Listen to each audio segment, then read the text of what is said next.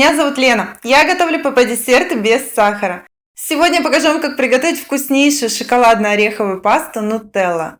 Она безумно вкусная, потому что содержит много фундука, в отличие от магазинного варианта. Нам понадобится около 370 грамм фундука.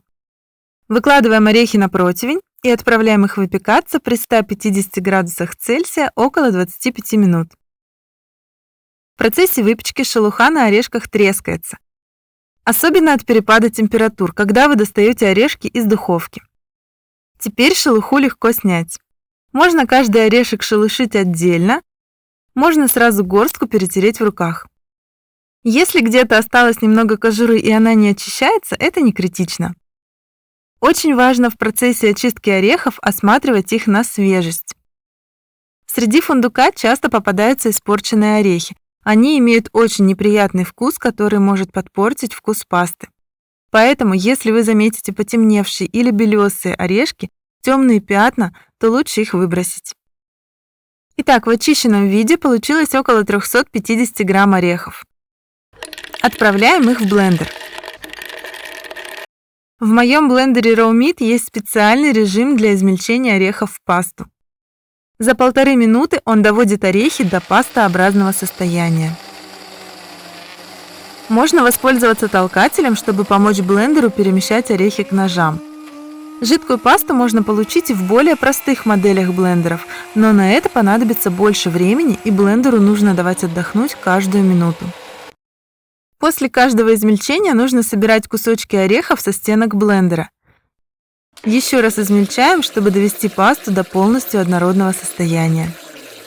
Время измельчения может отличаться в зависимости от блендера, количества орехов и их размера.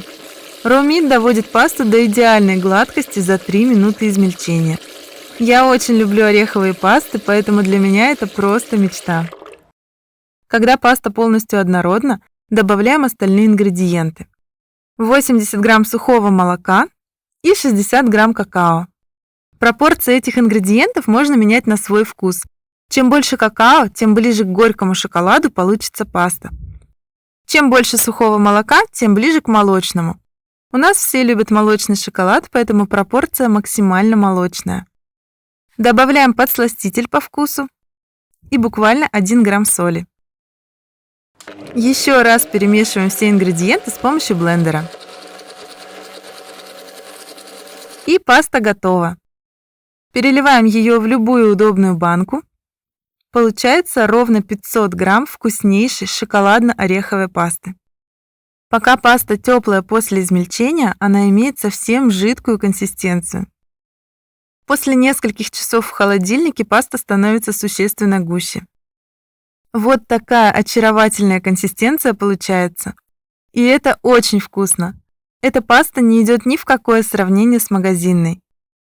Чистый натуральный вкус орехов и потрясающая сладость молочного шоколада. Это непередаваемо. А готовится совсем несложно. После размешивания паста снова становится более жидкой, и теперь ее легко намазать на хлеб тонким слоем. А такого слоя вполне достаточно, потому что это концентрат вкуса. Спасибо за лайк, готовьте с удовольствием, готовьте красиво и радуйте своих родных и близких полезными десертами. Пока!